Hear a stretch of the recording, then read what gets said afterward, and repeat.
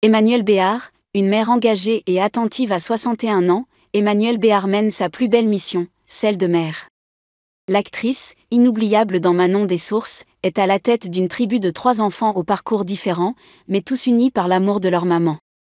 En 1992, elle donne naissance à sa première fille, Nelly, issue de sa relation avec l'acteur Daniel Auteuil. 4 ans plus tard, elle devient mère d'un garçon, Johan, fruit de son histoire avec David Moreau, demi-frère de Patrick Bruel. Puis, en 2010, elle adopte Surafel, un petit garçon éthiopien de 8 mois.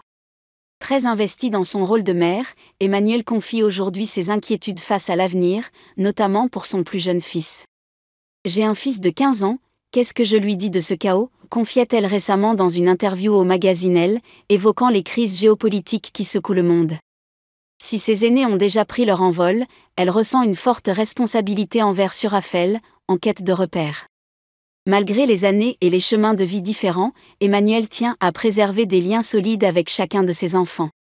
Le 21 avril dernier, elle partageait sur Instagram un tendre moment familial en compagnie de Nelly, désormais maman à son tour, et de Surafel, à l'occasion du lundi de Pâques.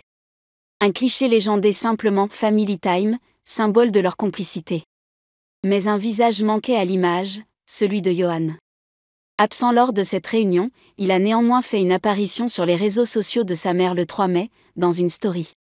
On y découvre le jeune homme dans un décor hivernal, entouré de neige, avec un regard perçant. « Mon fils au bout du monde », a écrit Emmanuelle, sans préciser l'endroit. David Moreau, le père de Johan, est le fils de l'architecte Philippe Moreau et d'Augusta Camoun, mère de Patrick Bruel. Séparé d'Emmanuelle peu avant la naissance de leur fils, il est resté en bons termes avec l'actrice.